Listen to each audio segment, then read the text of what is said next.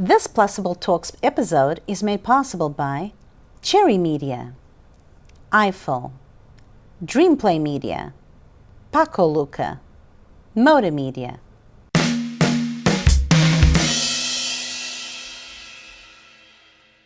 Hello everyone and welcome to Plusable Talks. My name is Carlos Ferreira and today I have the great company and my great friend Jon Steingraber, the mastermind behind the 24-hour flip show on A&E, and more than a show, it's also a business model that it's been quite lucrative for the past 5 years. Jonathan, welcome. Thanks for having me. Appreciate it. It's my pleasure.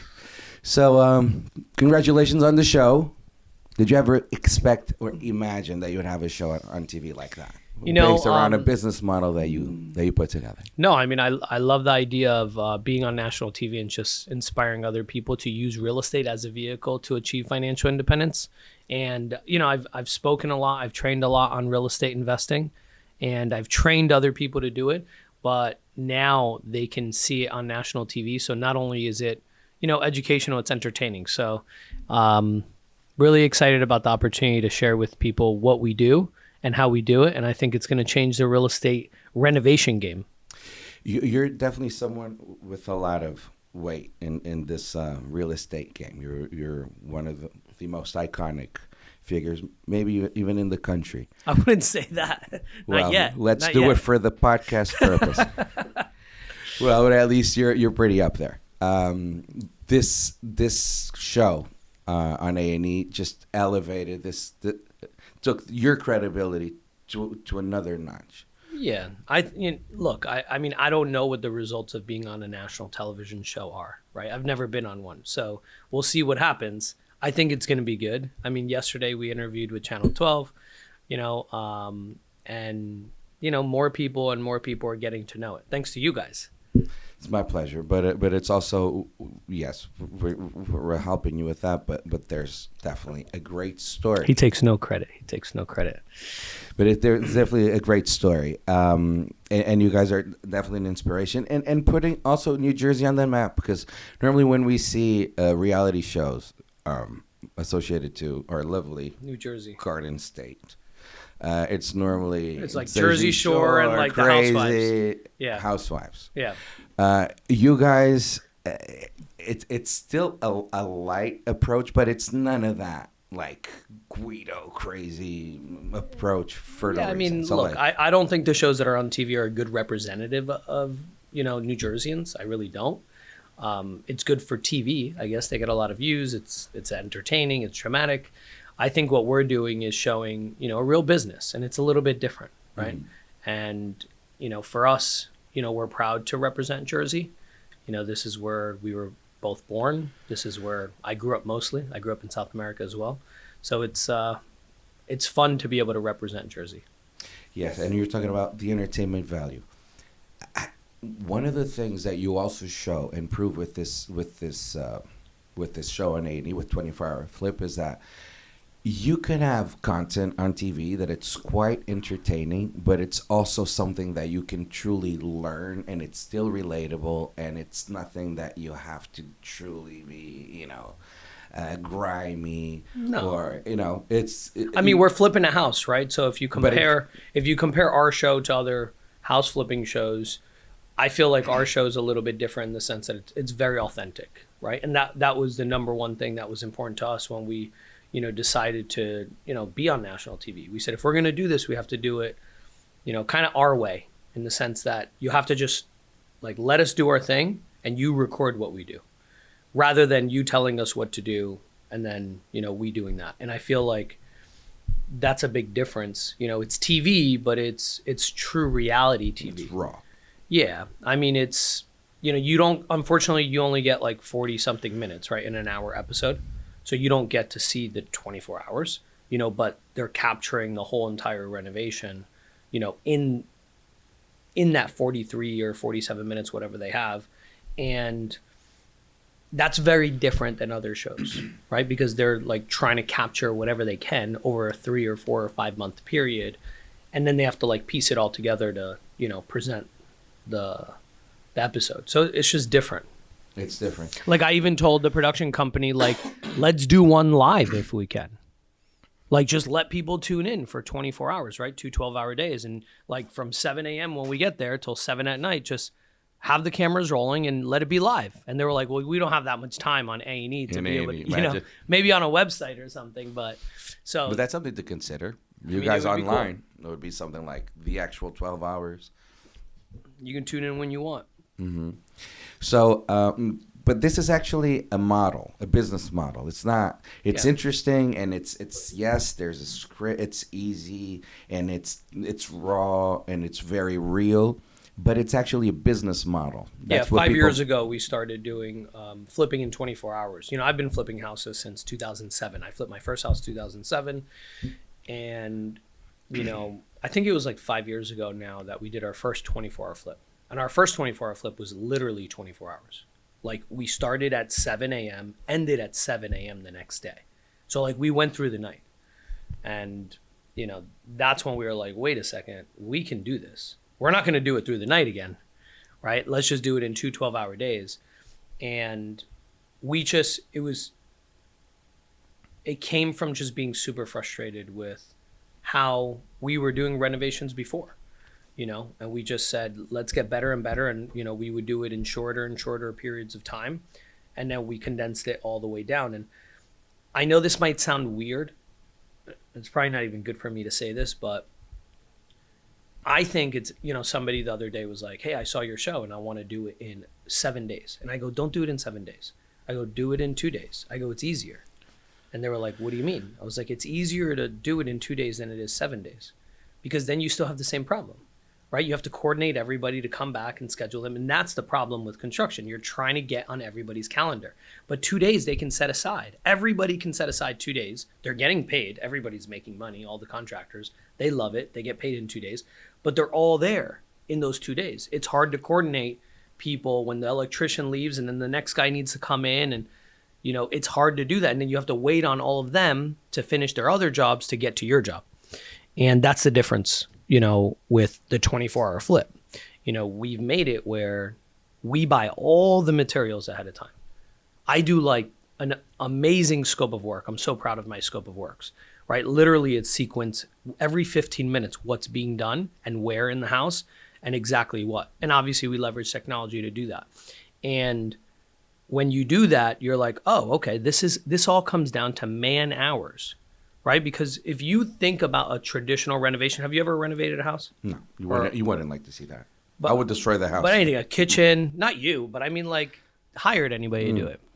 Like I've never renovated a house personally, right? Like I wouldn't know what to do. I don't know how to change a doorknob. I'm not a contractor. No, I've been exposed to renovations. Yeah, but I didn't do it myself. So it takes forever, right? Like, and it's annoying and it's problematic and it's like, oh, well, the material's this and that. You know, you got to wait for this to come in, you know, and, you know, with these houses, we're not doing, you know, $1 million homes, right? So it's not custom stuff. You know, you're buying stuff in stock, right? We buy everything ahead of time and then we schedule all the contractors on these 2 days and we give them a sequence and they come in and they knock it out. We have to make a lot of decisions on site. Little problems turn into huge problems, right? On a 24-hour renovation. Because you don't have the time to, you know, go out and get more materials and this and that. So it changes the dynamic, but I get to be there the whole time. I get to supervise everything with my 2 project managers, and it makes it better for me and for everybody. So you're actually saying that renovating a home in 24 hours is even easier than... If you're doing this as a business, I think I mean, to me it is. That's why I do it. I don't do it because it's harder. I do it because it's better. Right. You know? You're saying that obviously it requires a lot of planning and analyzing the scope of work and finding the materials. But the planning happens when you don't own the house. Mm-hmm. Like, let's say you want to sell a house. I make you an offer and I say, all right, when do you want to close? And you're like, well, I need at least 30 to 60 days to get my stuff out and to move out, right? They're not like, all right, I'm leaving now. Right? They're, you know, they need a little time. You know, you need to do the title search. It takes a little bit of time. Now I can close as fast as like a week, you know, but I try to have at least a 30-day window. Why? Because in those 30 days, I go in, we measure everything, We order all the materials that are in stock so we can get them. And then we have them all in our warehouse. We have a warehouse in Newark, and we have a 36-foot trailer. We house everything right there. We put everything in our trailer when we're ready to go do the renovation. And once we close, right, then we go to the house. And in the meanwhile, that 30 days allows me to put in any permits that I need to get. It allows me to plan anything that I need to plan, and check all the materials to make sure nothing is broken, right? And then we schedule the renovation. And when we close, we don't have that holding cost that most investors have, which kills your profit. Like for 6, 8, 9 months. Yeah. Look, here's, I wish they came up, if you guys are listening to this, if you're a mortgage company, come up with the 24-hour mortgage. That's what we need to do. Because if I can renovate a house in 24 hours, why can't you give somebody a mortgage in 24 hours, right? We have to wait 30 or 45 days for somebody to get a mortgage. That's where my hold time comes from now. Because it's not in the renovation, right? I cut out that part. You good, right? The 3 to 4 months that we cut that out now, right? Now it's a matter of, getting the home sold in 30 to 45 days, because most people can't get a mortgage in less than 30 days. They don't have all their documents and stuff ready. So you're saying that you also leverage technology. Would you like to elaborate a little bit more? I mean, it's our own technology, so it's kind of our own stuff that we've created for this, because you have a sequence, right, of everything, and the details and the SKU numbers and the scopes, and then we alert everybody when the next scope is done. Hey, phase 2 is starting, right? It's in an internal. Yeah, we have phase 1, phase 2. Maybe in the future we'll develop something for the public, for like a subscription based something for investors, not the public, really, like real estate investors that want to do it. Because it helps us stay organized and make sure that we do things, in our way. So you come in. Is there any specific area or of the house that you guys start normally, or this is something that every house is a different type of approach? No, look, if you're looking to do this, right, if you're looking to take advantage of, buying a house and fixing it very quickly, you have to, first of all, you have to understand a little bit about construction pricing and, what things are going to cost before you buy the house. You have to understand the market, get yourself a good realtor. If you're in Jersey, obviously we can help. We have 500 agents at Signature Realty. But when you're actually doing the renovation, you're not starting in one place. You're, that first hour, everything's happening, right? You're taking down cabinets inside. You might be scraping a wall in the basement. You might be taking out a fence on the exterior. You might start priming the exterior siding. You might even start doing the roof. It depends on what the scope of the job is. You need to really think about it, right, on what's going to happen first, what's going to happen second. Like, for example, if you're doing roofing, you can't have them painting outside unless it's on opposite sides, right? It's like, all right, you're starting on the roof on this side, right? And then the painter's over there. And then when the roofer ends up on the other side, you got to get the painter in the front, right? So that's the challenges with the 24-hour renovation. It's that you have to, they're not alone. There's a million people on the job, right? There's 50, 60 people. Right. It comes down to man hours. Those 1,000 hours that it's going to take to renovate a house, instead of it taking 4 months, we just put them all, together. One of the biggest challenges that certain leaders have, it's technically, one, knowing how to lead and drive people, and also how to organize them according to the best way possible to achieve the goals faster, which is something that you do on a daily basis. Yeah. Would you like to, share some of your secrets? What motivates you? What makes you the good leader that you are? Such an inspiration. I mean, I feel like I don't have an ego, or everybody has an ego, but I don't, I don't do things to feed my ego. If you read a book called Ego is the Enemy by Ryan Holiday, it's a great book. And I think a good leader doesn't have a big ego. It's not about you. It's about, the mission that you're on and the vision that you share with people. So I think that's helped a lot from a perspective of not making things about myself. It's about making things about, always putting yourself in the shoes of the other person. And it's a lot of individual conversations, right? It's not like just a talk, right? where you're talking to all your contractors at once or your team members at once. It's a lot of HR stuff. It's one-on-one conversations and, letting people know that you care, and then logically explaining, what you're doing and what the bigger picture is, right? If you have, like, for example, for me, we do a lot of business. We do a lot of houses. So when I'm talking to somebody and they're frustrated or something, well, they need to see the bigger picture. A lot of times we make decisions based on the micro, but then we forget about the macro vision, right? Does that make sense? It does. Yeah. Like if I'm having an issue with a plumber, it's like, okay, well, how many plumbing jobs have I given you? Like, let's just start there. How many have I given you? Okay, how many am I going to give you if our relationship stays intact over the next 5, 10, 15 years? Okay, so what is that worth to you? Right. Right? Because we can have a conversation, we can get upset. You're a plumber, I can hire another plumber. I like you. I want to keep hiring you. But what is this conversation worth to you? Right. So we'll bring it down a notch. Let's talk about it like human beings and let's figure this out. Mm-hmm. Right? And going back to the macro, I think that's always important, right? Because it's stressful, especially being on TV. This is new for people, right? It's new for me. It's super engaging, that's for sure. I saw the first episode. It was amazing. Oh, I mean, the production company killed it. Yeah. Like the quality of, cameras that they have and everything. The audio is great. It's audio, really well done.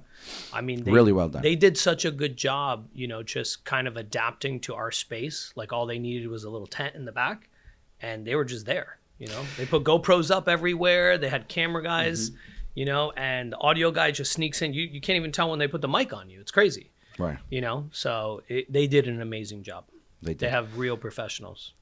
On the screen, for people that haven't seen the show, they normally have on one of the sides like the list of the scope of work. Right. Is that something along the lines of an actual example of the software that you kind of use and you? I mean, it looks somewhat like that, but okay. They're just trying to show the public like these are the things that we have, and we're breaking it up in time slots, and like these are the things we did, and these are the things that we didn't get to. Right. No, because then we have to push those out to another phase. So phase 1, they don't talk about the phases. They just put like times and then like descriptions of the things that we're doing. They don't talk about, the phases. So for us, there's 24 phases, right? So phase 1 is hour 1. That's how I break it up. We have 24 phases to get stuff done. And if I don't get something done in phase 2, we have to go buy supplies. It might be getting pushed to phase 5, and then now what is dependent on that, right, for the next thing to get done. Because in construction, unfortunately, a lot of things are sequential, right? If you don't spackle the wall, you can't paint it, right? And if the spackle doesn't dry, well, you can't paint it. If the spackle doesn't dry, you can't sand it. So there's 3 things that happen before you can paint a house, right? Just on a piece of sheetrock. So, and construction is like that. It's very, very sequential. You have to wait for this to happen, for that to happen. So, we kind of have this chart that it has all the dependencies, and if you move something, it'll automatically move everything else. Does that make sense? Mm-hmm.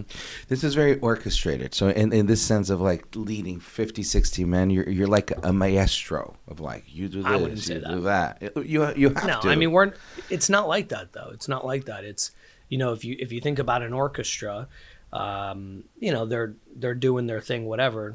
I don't do that, right? Like everybody knows what they have to do ahead of time. They have their position. It's about, I think what we've done a really good job at is getting the right people in, right? You have to get the right people in that get the concept of what you're doing. And then you have to teach them that it's possible. Like when I first started talking to a lot of our contractors and my project manager started talking to a lot of our contractors, our contractors even would be like, this is not possible. What are you talking about doing this in 24 hours? We're like, no, let's break it down. So I'll give you an example. The trim guy would go in and I'd be like, all right, so we're in the dining room, right? Let's say we need to redo all the trim. We want to do crown molding and, we got to trim around the doors and around the window. How long would that take you just to do this room? Forget about everything else. If I just hired you to do this room, how long would it take you? Oh, 2 hours. Okay, so in 2 hours you could do this room. Yeah, okay, great. Now, how many guys? 1 guy. Okay, so let's say we put 3 guys on it. How long would it take? Well, 1/3 of the time. Okay. So how long can we do it in? Well, like 40 minutes. Okay, great. Let's go to the next room. And then we go to the next room, and then we go to the next room, and then we go to the next room, and I tally it all up, and I go, look, can you do it? He's like, actually, yeah, I can. I just need some more guys. It's all man hours. That's all it is, right? It's just science, right? If you, over 4 months, how many man hours were spent on that home? 4 guys were in there, 8 hours each, right? For 5 days, right? 8 times 4 is 40. 40 times 3 guys, right? That's 120 hours. Now they took a few weeks, right? Because that person had to wait for the next guy and this, but it doesn't have to be that way. Now, here's a secret. We only do direct replacement and cosmetic renovations. We do not knock down walls. We do not do additions. I can't finish a basement in 24 hours, right? For that, you need architectural plans. You need, this, you need that. Like, I can't do that, right? Like, there's some things that we need to expedite permits for, and we do, right? You might have to pay a little extra for that. So we do pay a premium for things. Like, it is what it is. But the amount of money that I'm spending, that I'm saving on hold time is worth it. Not only that, this is the factor that if you're not in the business, you don't know this. The number one greatest thing about our business model is we reduce market risk because we only hold the property for a short period of time. So interest rates are spiking right now. They're at 7%. They just spiked the last few days, right? Imagine being in the middle of a renovation right now that takes you 4 or 5 months and you're like, shit, where's the market going to be in 5 or 6 months? That's very dangerous. That your market risk is a big, like what you thought you could sell the house for when you bought it, and you bought it based on thinking I could sell it for this, but now you're in the middle of a 4 to 6 month renovation. You have to be a freaking fortune teller, right? In 6 months, what's the Fed going to do? What's Jerome Powell going to do? Is he going to keep raising rates? What's going to happen with the economy? What's going to happen with stocks? What's going to happen with this? It's hard, Right. So by making the decisions that we make in our business model, where we say, no, we're not knocking down the wall between the kitchen and the dining. We're not going to do that because that's going to take months, for the plans and this and that, so the business is about delivering quality product, but also making a profit, right? So working with what you have. Yeah, but meaning that's what the business is about. It's not about us getting on a magazine, right? People are like, oh, I want to knock down everything. I want to do this renovation as if I'm going to live in it. If you do a renovation as if you're going to live in the house, sometimes you end up living in it, right? Because you can't sell it for the price that you need to sell it for, right? So you end up having to move in or rent it out. And that's not the business I'm in. I'm in the business of buying a house, fixing it quickly with quality. Same contractors that would be doing it over 4 months are doing it in the 24 hours. It's not different people. It's not different laborers. It's the same tradesman, right? Does it get done a little faster with a little more pressure? Yeah, of course, right? We push people, but we check everything because we're there, right? Most investors are not there over their 3 or 4 month project. I can say I'm there the whole time, and I don't know anything, right? Like I don't know anything. I've never been in construction, meaning I don't know anything about construction. But you understand. But I have 2 project managers, right. And they're both, Danny's been in the business for 30 something years. And Jonathan Bush. John's been doing this for a long time too. He's a little younger, so he doesn't have the years Danny has, but he's done a ton of construction projects. He's built houses, Danny's built warehouses. Like, these guys know what they're doing, so they know what's right and what's not. So they make sure that they check everybody's work, and, that way we're protected. And it works. And, when the buyer buys the house, it's just like any transaction, right? They do a home inspection. We give them warranties, right? I check on them after the fact. We want to make sure that everything is good because I paid for it. I paid the plumber. I paid this guy. So if something, after the fact is not right, well, I want to know about it because I already paid for the job. So I want to get them back there and make sure that the reputation stays intact and everything is good, and that's very rare. Like, one time I had a client call me back. He's like, hey, I have this problem. I'm like, all right, we'll go there. He's like, you'll come here? I was like, yeah, that's why I gave you my phone number. Like, we'll send the guy out. Like, we paid to get this done. I already paid for it, right? Like maybe he'll charge me a service charge or something like that if it's something that was, you know, outside of the realm of our scope of work. But, you know, you got to do what's right, right? Right. That's the key. Did you ever have any type of really dramatic situation throughout the years where it's like it went really wrong? No, I mean, I had a 6-family turn on fire from a tenant plugging in an outlet into where the fridge was and a wall AC unit. I was a 6-family in Elizabeth, and it burned like 20% of the home up. So, you know, but that was just a rental property, and that was, you know, because they were, you know, it was an existing home. It was old, you know, and nobody got hurt, thank God. But that was probably the most traumatic thing that's happened. So you started in the flipping business years ago, and then 5 years ago you started the whole 24-hour process. When did you meet Jonathan and Danny? I met Danny, man, I don't know how long it's been now. It was probably 2000. It was probably 7 years ago. Mm. Yeah. And he came to one of my real estate club events.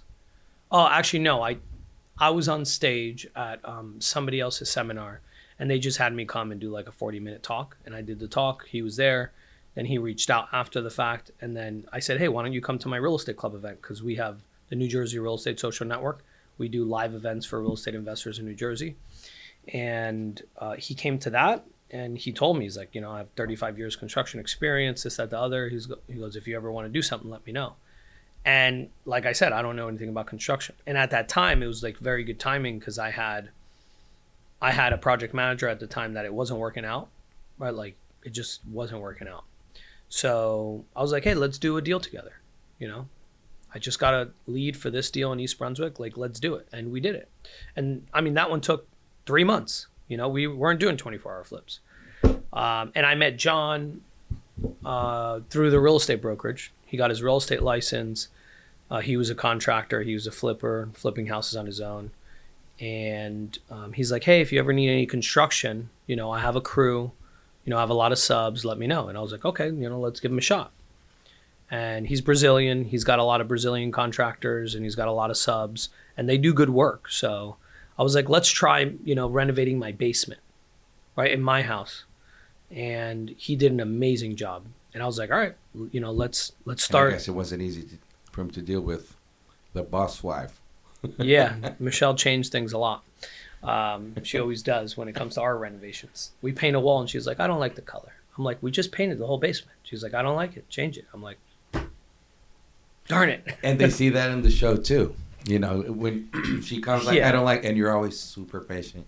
Like, we have, the clients are coming, people are to see the house. I don't like this. You're like, okay, I'll make some phone calls. I mean, that's, what else can you Jonathan Steingraber teaching America how to be a great husband as well. So, but that's interesting. So, because for people who don't know you, and we're gonna get there, you also a co-owner of Signature Realty that you co-own with. Yeah. So my wife founded Signature Realty back in 2009, and you know she's a producer. She sells homes. I remember when I first, you know, when we first met. Not the first day that we met, because we met in a stinky house. Anyway, long story short, I met her like 5 or 6 years later. She'll tell that story if she didn't. And she came out to an event. She was like, hey, why don't we have a meeting? You know, she was trying to recruit me because she knew I was a realtor. And then I had like all these people's attention, right, at my real estate club. And she was like, why don't you come to my real estate brokerage, you know, as an agent? I was like, I don't really operate as a realtor, you know. And I was like, but I can help you grow your business because that's what I do. You know, that's what I've helped other people do. And she was like, okay, you know, and we had a session. And in my session, I ask a lot of questions, you know, because I need to get to know the person. I need to get to know the business, what their goals are, what their objectives, to make sure that the advice that I give is aligned with what they want, what they truly want. And I really get to know somebody. And when I did that session, I fell in love with her. I fell in love with Michelle when I did that session. I was like, this girl is amazing. And at the end of the session, she was like, hey, do you want to go to dinner? And I was like, is she asking me out? you know? And I was like, let me check my schedule. Playing hard to get. No, Good, it wasn't good. even that. It wasn't even that. It wasn't like I keep business. Like, I don't care how beautiful somebody is on the other side of the table. Like, I keep business. I'm, you know, apparently it's abnormal, but that's the way I am. And, you know, then we went out to dinner, and it went from a business meeting to a date, you know, Nice. and it was over from there. 2 months later, I bought her a ring. And yeah, it's 2 months, and that's it. When you know, right? Wow. But then we partnered up with the brokerage, and I was like, hey, you know, I was still doing my own thing. I was traveling all over the country, speaking and training, but I would leave my house every Thursday and then come back every Monday. So I was gone, right? From Thursday evening till Monday, like afternoon or evening, depending on what part of the country I was in. And it was like we weren't, like, it was cool for a little bit, right? Because, like, especially when you're with somebody new, it's like you have your own space. You leave for 4 days, and then they miss you so much, and you come back and you're like texting and FaceTiming and, oh my God, I love you, you know? And it was great. But then it got old. Then it was like, all right, well, are you going to be here, or like, are you going to keep sleeping in hotels? Right? Because it's like 4 days a week away from, you know, how are we going to have a family like this? How are we, you know? And it was kind of getting old for me too, just, you know, being all over the place, going to flights all the time, hotels. But it was very fulfilling because I got to speak on stage, and that's one of my favorite things to do. Mm-hmm. You know, impacting people, telling my story, and sharing education and knowledge. Mm-hmm. So I gave it up, and I was like, all right, let's do this. I was like, I'm going to keep flipping houses. I go, but, you know, it doesn't take up all my time, you know? So we said, let's partner up on Signature Realty. I'll grow it. We were like 30 agents at that point, and now we're like almost 500 agents, and we're 6 offices. We had 1 office before, and we'll get to 10,000 agents. That's my goal, right? 10,000 agents, 1 agent per count, 1 office per county, only New Jersey for right now. And I guess you didn't lie. You really helped her grow the business. Oh yeah. I mean, and you know, we help each other. You know, she does a lot of marketing and branding, and it's really good. She's awesome. For the brokerage. Powerhouse. And then, you know, I mean, she's if not the best real estate broker in the state of New Jersey, she's one of the best in the country. You know, so she's a killer. You know, she sells homes for top dollar, and she does marketing and branding, and you know, now she's, you know, really doing like ultra luxury homes, like the multi-millionaire homes. So she loves that. You know, it sucks for me because she goes into these houses, and then she comes home, and then she wants to do everything that they have in their houses in our house. I'm like, really? This is costing us money. This isn't, you know. I'm in the business to make money, not to spend all my money in our place. No, but she's good. But also to understand, education it's a huge part of your career. And you've worked in San Diego, right? Tell me a little bit of that story. Yeah, so you went there like, I'll work for free for you, right? Yeah, I was already flipping houses. I was doing good. I was profiting, but I had a tragic event in New Jersey, and with my little brother, he committed suicide, and you know, it was just. I was just tired of every time I looked at anything, I was thinking of him. You know, oh, we went to that movie theater together. We, you know, this is where he committed suicide, this, that, the other. And I was just like, I need a change of scenery, you know? And this opportunity arose to, you know, I kind of created the opportunity, and just, you know, I went to an event. I was attending an event. I wasn't doing any speaking at the time other than my real estate club. I was partnered up with a guy named Randy. We were doing flips together, and he knew these guys in California. He's like, hey, they're doing this event in Cali. Do you want to go? I'm like, yeah, let's go. Right? It was just an event, awesome event. They put on a killer event. It was called the Info Empire event. And you like learned about technology and, you know, affiliate relationships, and like, you know, doing a bunch of stuff online, right? That you can implement in your real estate investing business. And like when I got to San Diego, I was like, I've never been to California, you know? I didn't know what it was like, you know? Only on the movies you see what it's like. And then I was like, this place is amazing. Like, it's 70 degrees all year round in San Diego. Like, I went to the boardwalk, and I was like walking. I was like, damn, this is where it's at, you know? Like, this is the life. And I just went up to one of the owners of the company that my friend knew, and I was like, hey, if I come over here, you know, and work in your real estate investing company, will you allow me to work for you for free? And he looked at me and he's like, you don't want to get paid? I'm like, no, just let me prove myself. I do it in Jersey. I was like, I'll add a lot of value to you. Let me work for free. He goes, aren't you from New Jersey? I'm like, yeah, I'm from New Jersey. He goes, yeah, whatever. Okay, fine. Like, he was like, he's not going to move out here anyway. So he kind of just was like, yeah, whatever. And then I was there 30 days later. Like, before I left, I was looking for apartments. And I moved. In 30 days, I was out there. And I had a girlfriend here and everything. I was like, sorry, I got to go. I was like, I need to do this for myself. And I did. And I worked for free for them for like 6 months. And then, you know, I became their marketing director, started getting paid on every deal that they did. They were doing like 50 flips a year. They were actually on Flip This House on A&E. So they were a big company. They didn't do small, like little deals. They did big deals. And they had access to a lot of capital. And, you know, then, you know, I was bored. I was just bored. So I went to the CEO of the company. I was like, listen, you got to give me something else to do. I was like, this is like, I sold all our houses. Like, that's my job, right? And, you know, I'm in every department and I'm improving it. I go, but I'm bored. Give me something else to do. And he was like, just kind of like, leave me alone. Go to this event. He goes, 2 of my staff members are going on the education side of their business. And I was like, all right, whatever. And I went to the event with these 2 other people, and it was called Train the Trainer. It was a public speaking training.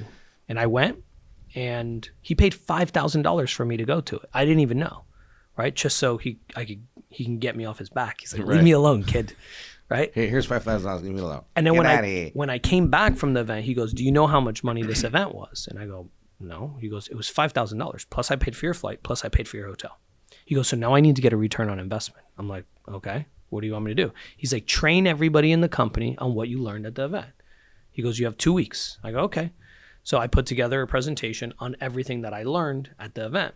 And there were 17 people in the room, you know, and I put on an event the exact way that they taught me to do it, right? Because the event was on how to public speak, how to put on events, how to train, you know, whatever.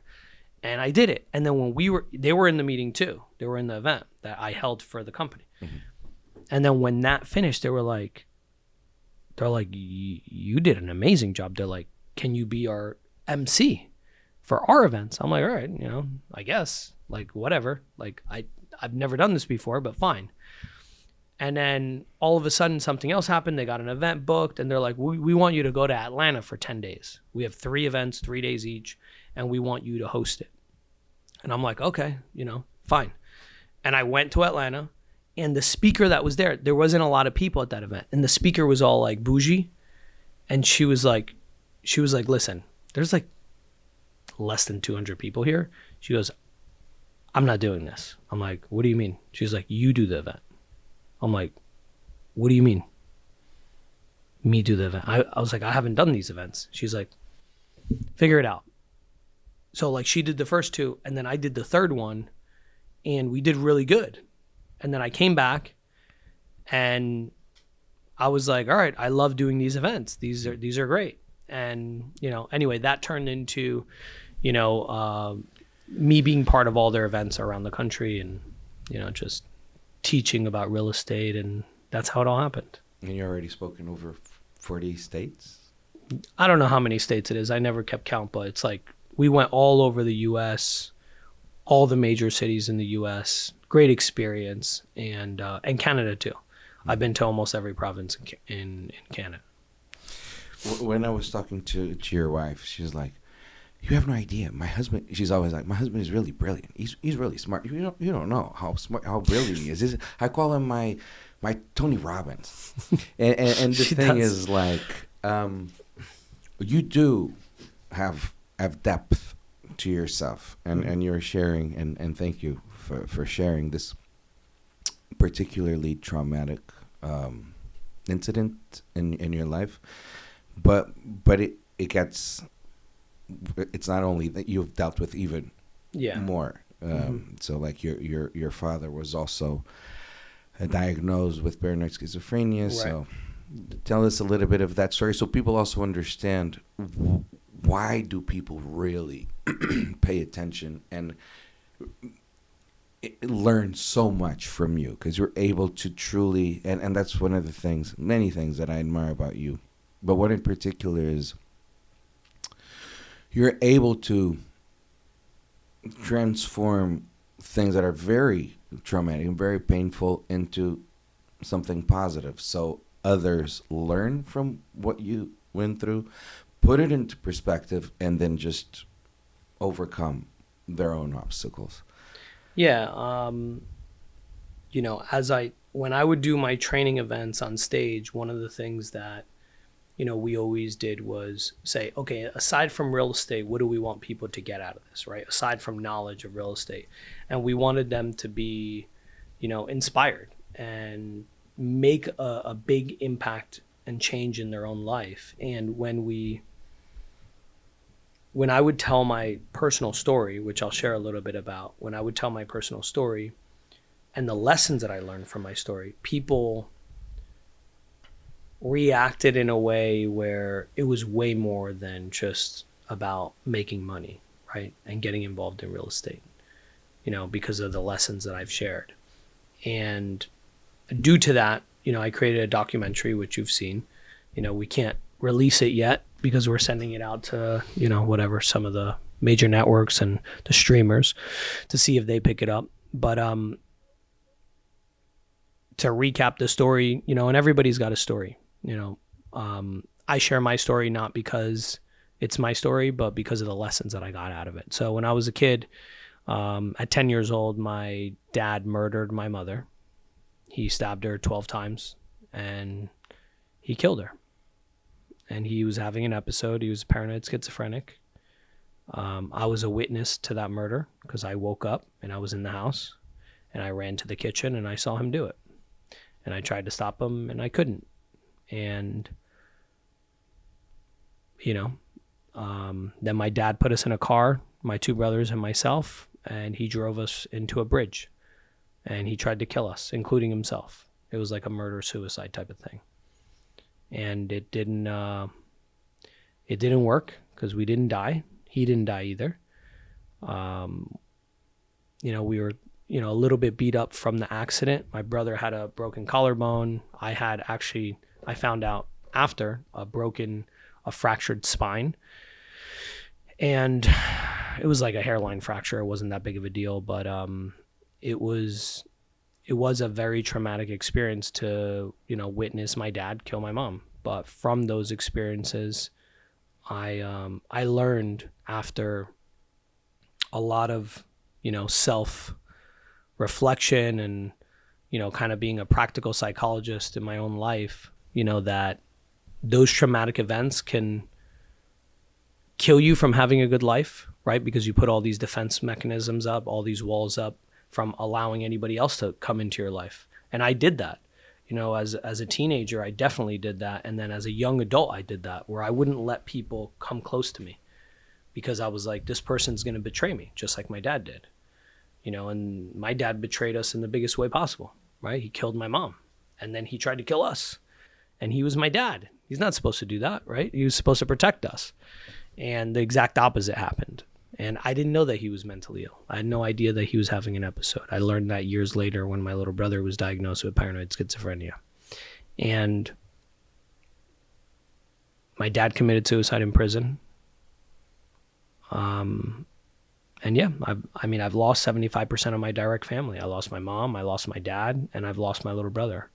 My little brother committed suicide, after being diagnosed with paranoid schizophrenia about a year and a half after. And, if you've ever dealt with the mental health system, it's tough. They kind of sweep these people under the rug and they don't really help them.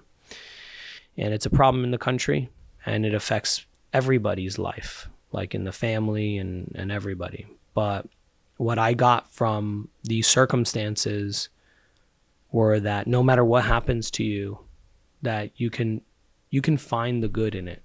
And I know it's hard to do that, but I learned what not to do with my father. He made a lot of mistakes with my mom and they were divorced, and he was always struggling. He always struggled his whole life, and that motivated me to never be in that situation. you know, to never have to financially struggle, to never have to, you know, struggle to have a good life, to, you know, put myself in a position where I'm never going to argue with my wife over money, because my parents would argue over money all the time. And I think that's why they got divorced early on. You know, when my dad got his van stolen, he had tools in his van. He was kind of like a handyman. It was like the nail in his financial coffin. And it was everything he had, you know? And I was like, I don't want that for myself. And I did something about it instead of letting all these things stop me, you know? And my mom, I mean, she was an innocent victim, you know, of this circumstance. But my mom taught me a lot of things. She taught me how to love. She taught me how to be a good person. And I took that. I didn't forget that, you know? And I took all the good things that I possibly could, and I didn't make myself a victim. And I think that's important, right? Because you could be a victim in your life, or you could be, you know, a victor and decide to say, you know, I want to be a role model to the world. I don't want to be a warning. Because I could have gone down the wrong road. I could have, you know, resorted to drugs to try to numb the pain and not figure it out. But I faced all my, you know, circumstances in my life, and I said, you know, what can I do better? How can I be better? How can I have a positive impact in the world? Because I think that living life is all about living life with purpose, you know, having a purpose. And if you're focused on yourself, that's not a good purpose, in my opinion, right? But focus on helping others from what you've learned and the things that you've done.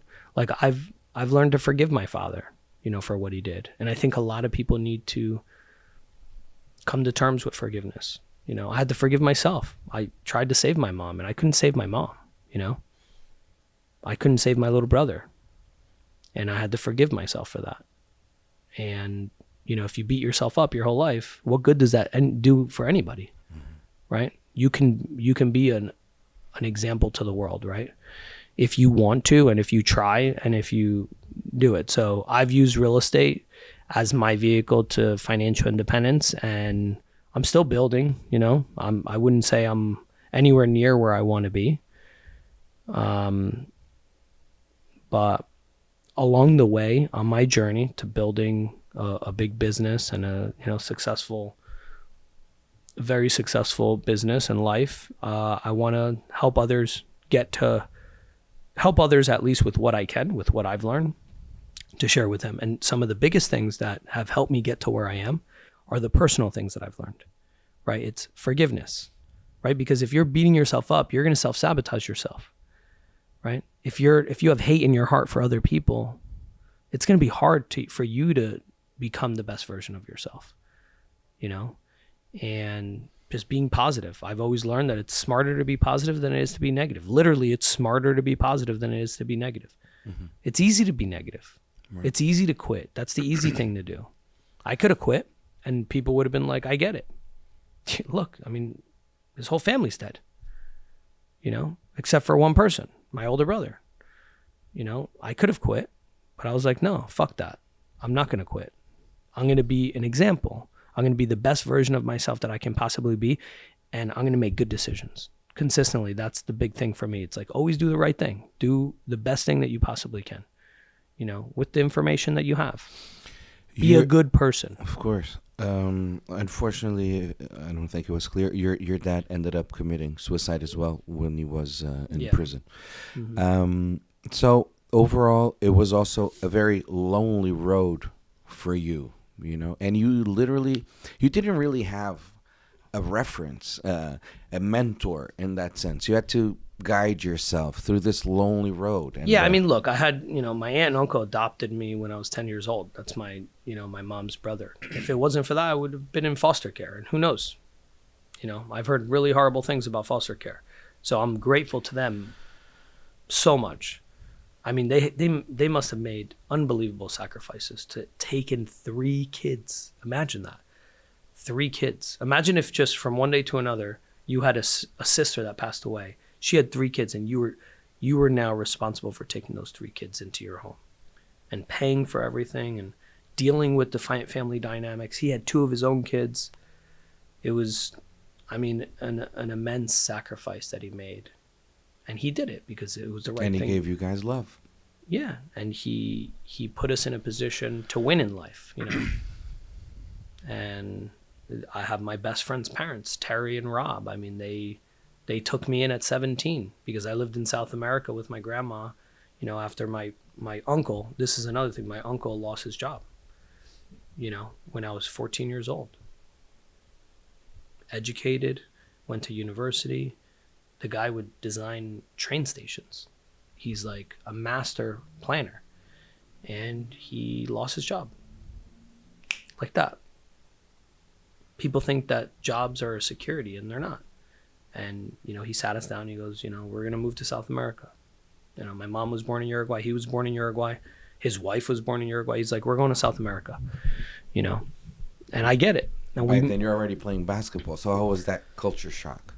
No, I mean, it was very tough. When we went to Uruguay, forget it. It was a huge culture shock. You know, we were American. We were the gringos, you know, even though we spoke Spanish because my mother spoke Spanish to us, you know, we were the gringos. And the guys hated us. The girls liked us, you know, because we were American and we were different. The Hollywood stars. But it was tough. You know, then we got used to it. We adapted. Just that's what human beings do, right? They adapt. That's what's beautiful about human beings. You can adapt to anything. And we did. We adapted, and we still wanted to come back to the U.S. because we realized that the opportunities were here for us. Mm-hmm. And at 17, my best friend's parents took me in and lived with them. And I mean, they helped me tremendously. So when you say, you know, I was alone on this path, I wasn't alone. You know, I had people that loved me, and I'm not a self-made millionaire. I wouldn't even say that. I don't believe in self-made millionaires. I think anybody that says self-made millionaires, they're just egocentric. Like, you know how many books I've read? Every single one of them helped me get to where I am. Every event that I've been to, every podcast or video that I've listened to, every Audible book that I've listened to, every person that's taught me anything has helped me get to where I am. You know, so this isn't self-made. This is, you know, made from the experiences that I've had in my life and the people that I've, you know, been lucky enough and blessed enough to meet along the way and learn from them. And I was, you know, smart enough to take that and say, I'm going to use it, you know, in my life and in my business, and I'm going to move the needle. And, you know, slowly but surely, I've been able to do that. You know, I'm 38 next month, and you know, we're building a beautiful business at Signature Realty with a great culture of agents. And our mission is to seek to serve each one of those agents so then they can help buyers and sellers out there in the marketplace and use real estate as a vehicle to, you know, build their net worth. Because the disparity between people that rent and people that own is ridiculous. Like if you look at, you know, like a 60 or 70-year-old that's rented their whole life versus somebody that's owned a home, it's crazy. You know, that's how people build wealth, through real estate.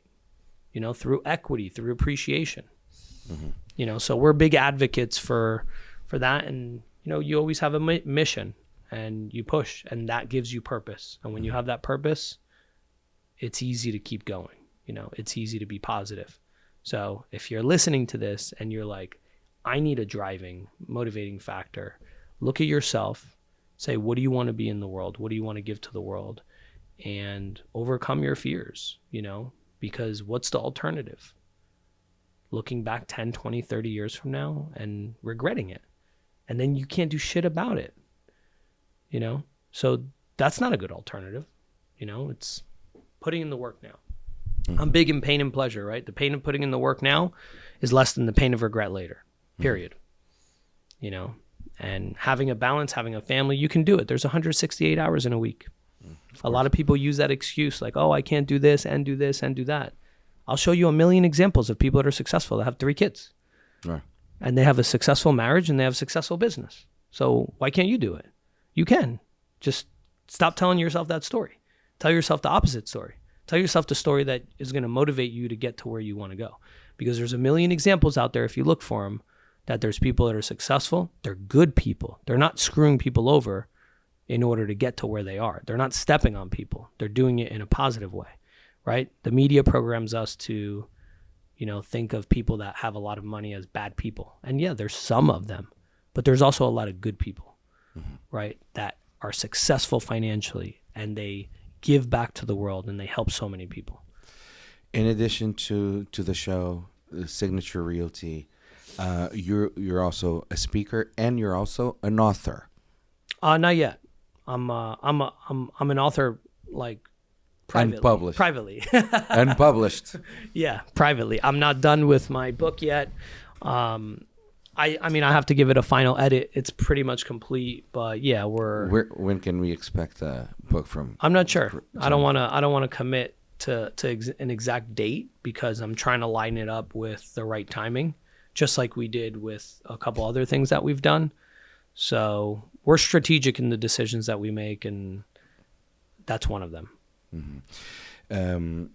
When your speech always revolves around the journey I'm still walking towards making this even bigger. I still have my purpose. What can we still expect from Jonathan Steingraber? Just more impact, and just spreading more knowledge, spreading more of the lessons that I've learned, and I'm going to continue to do that. And if it's on national TV, it's on national TV. If it's on YouTube, then it's on YouTube.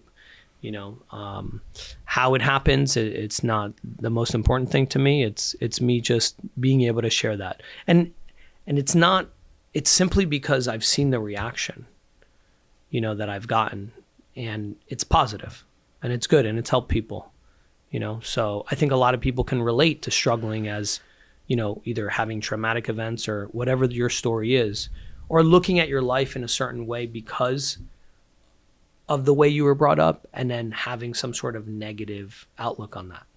I don't think everything that happened to me is negative. I call it my unlucky advantage. There were unlucky bad things, right, that gave me an advantage on life. And some of the bad things that you've had happen in your life have given you an advantage. We just have to look at it that way. We have to say, well, what are the 3 things that I learned from this? What made me better from this? What made me wiser from these things that happened? And then let me use that, and let me push myself to be a better version of myself. And the worse story you've had, the worse area or neighborhood or broken home that you grew up in, the better it is for the world to see you as an example. Because then you can tell your story and you could say, look, if you come from a broken home, if you come from this, you can make it too. And that should motivate you even more, because then your purpose is even bigger, It's sad because sometimes I still see people looking at mental health with some sort of like, that's just things sad in your mind, and right. Like, oh, depression, no, that doesn't even exist. Like, come on, step out of it. Right. Snap out of it. But it's not really true. A lot of people really do struggle with it, and I know that I saw the documentary, and you don't want one of the things that you said that I find that was very impactful is you want really people to know your brother and right. to take his legacy and respect that. Yeah, I mean, if you polled, I don't know how it is in other countries, but as I've shared my story to over 100,000 people in a live environment, right, without the documentary being out yet, so many people have told me, my brother has this, my sister has this, my mom has this, my dad has this, my aunt has this, my best friend has this. I have that. Or right. I have this. Exactly. Yeah. Or I'm bipolar, or I'm this, or I'm that. And it's unbelievable how much mental illness has been swept under the rug. You have people advocating for cancer in almost every business, right? They have the pink logo, you have this, and cancer is an illness, and mental illness is an illness. Right? Being a paranoid schizophrenic is an illness. Being bipolar is an illness, right? Depression is an illness. And it's not that it can't be, it can't just be swept under the rug anymore. And I think now more than ever, I think people are open to hearing about it. That it's not okay to sweep these people under the rug and just say, oh, let's throw away the key. And that's how it was with my little brother, Even with some people, unfortunately, that were very close to me. They were like, look, he's a danger. He's like your dad. Your dad killed your mom, look. So we can't be around him. And it's sad, because who do they have? They have nobody. Imagine if you had an illness and then you were locked away and somebody threw away the key. And it was no fault of your own. You didn't do it to yourself. You weren't like injecting yourself with needles and drugging yourself up, right? And you could also say that a lot of people that do drugs, it's because they're mentally ill and they're trying to deal with that. They're trying to figure out. It's also an illness, yeah. Yeah, they're trying to figure out how to deal with it and numb the pain because society is, painting them out as outcasts instead of as victims. Mm-hmm. And it's sad. It's very, very difficult. And it's a nightmare. It's a hopeless nightmare for a lot of people. But you can't just throw them away. You can't. And it takes also a lot of maturity on your end. You talk about forgiveness, and you ended up forgiving your father. Mm-hmm.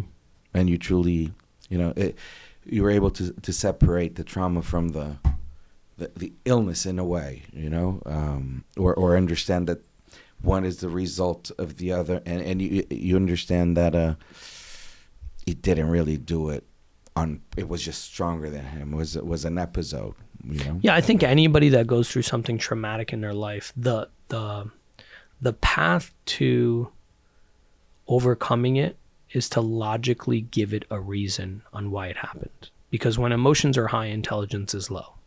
And what do I mean by that? I reasoned out that my father killed my mom because he had given up. I didn't know he had an illness. I was like, he gave up on life. He was struggling financially. My mom just got remarried 2 weeks before he killed her. So when he found out that she got remarried, I was like, he snapped. He's like, I'm never getting back to her. I'm never getting back with her. I'm never going to have the family again. He goes, and for him, life was over. That's how I reasoned it out. That's not how it was.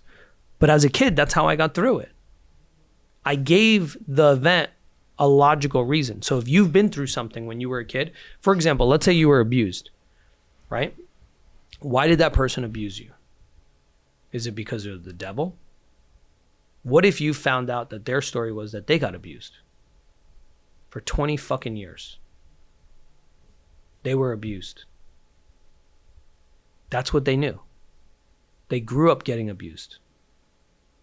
And they were a victim too, and that's what they knew. And then that's what they did. Would you feel the same way about the situation? I don't know. I know that my dad was abused.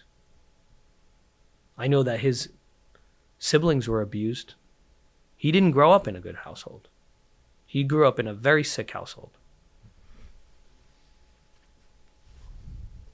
His father was an alcoholic. Not a good guy.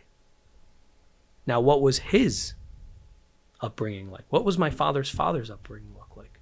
Here's the thing. Are you going to break the fucking generational curse? Or are you going to keep doing it? Right? Are you going to be the bigger person? Are you going to carry the weight and be a good person and be an example? Or are you going to keep going? That's the question that you need to ask yourself. For me, I wasn't going to allow that to happen. No way.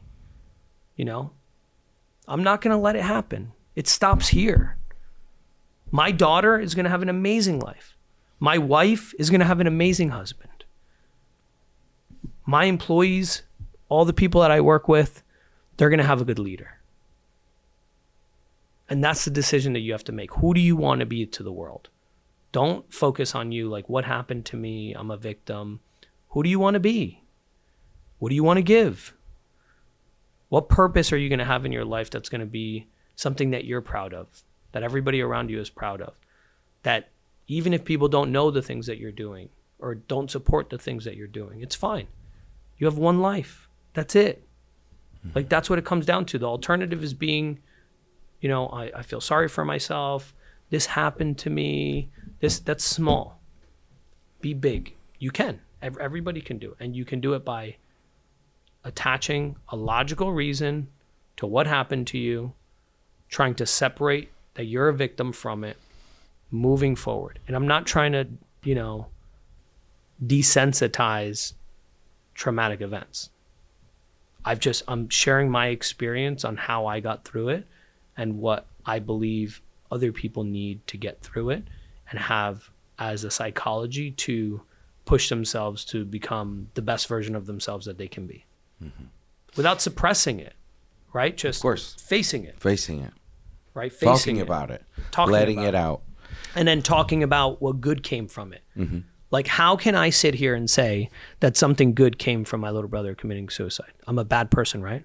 But think about it. My brother was paranoid schizophrenic. I took care of him every day. He was not having a good life. He was struggling. He was mentally ill. It was very, very difficult for him. He didn't feel himself. He didn't feel like he was on medication, and he was just having suicidal thoughts, all these crazy things, thinking of killing other people. He said that to me. He goes, I sit across the table from you and I'm thinking about stabbing you and killing you. And like, how hard is that to deal with as a person? Very, very difficult.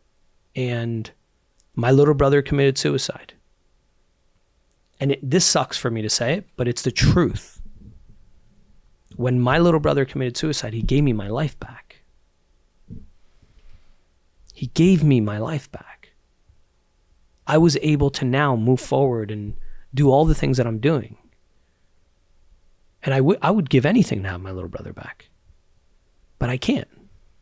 So am I going to look at him taking his own life as the worst thing that ever happened to me?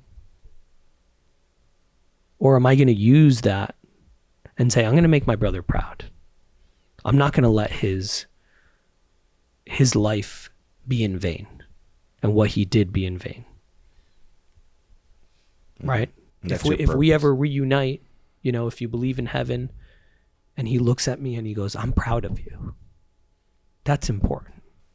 Instead of, because he committed suicide, now I resort to drugs, or now I become a bad person and I'm miserable to everybody and I'm angry at everybody. Then I reunite with him. What is he going to say to me? What is he going to say to me? No, I'm not going to do that. I'm going to be the best version of myself that I can possibly be. I'm going to make good decisions. I'm going to be a good husband. I'm going to be a great father. And I'm going to try to do the best that I can with the life that I have, that he didn't have. Not at his own fault. It wasn't his fault that happened to him. He wasn't given the same opportunity that I was. You feel that responsibility. Yeah. To honor his legacy every day. And it's not just about him. It's also about everybody else that goes through stuff, Think about how many people out there, they struggle and they have very, very difficult things happen to them in their life, and then they're just told that they can't be anything, and then they believe it. Don't believe people. Some of the most successful people in the world, some of the people that have had the most impact in the world, guess what? They've had it rough. They have a story. So don't let anybody tell you that whatever you've been through is going to stop you from becoming the best version of yourself. Because it's not true. It's just simply not true. Right? Use it as your unlucky advantage like I have. Use it to motivate you, to push you, to be a better version of yourself. And don't think that there's not people out there that want to help you. Mm-hmm. Read their books. Watch their free videos on YouTube. Right? Like, there's so much free stuff out there now. It's not even about money. Jonathan, thank you for sharing your Sir. Wonderfully inspirational story. And everything you do, you represent your brother, you represent everyone struggling that it's out there, that hopefully now in you they see a very credible and dignifying voice, a voice that everybody out there can see on A&E every Saturday at noon Eastern Standard Time. 24-hour Flip is Jonathan and Michelle's newest venture on TV. They're revolutionizing the game, again, coming from a very good source of positivity, dignifying Jersey, dignifying themselves as human beings, and inspiring the world in the process. It was a great conversation with the wonderful, inspirational Jonathan Steingraber.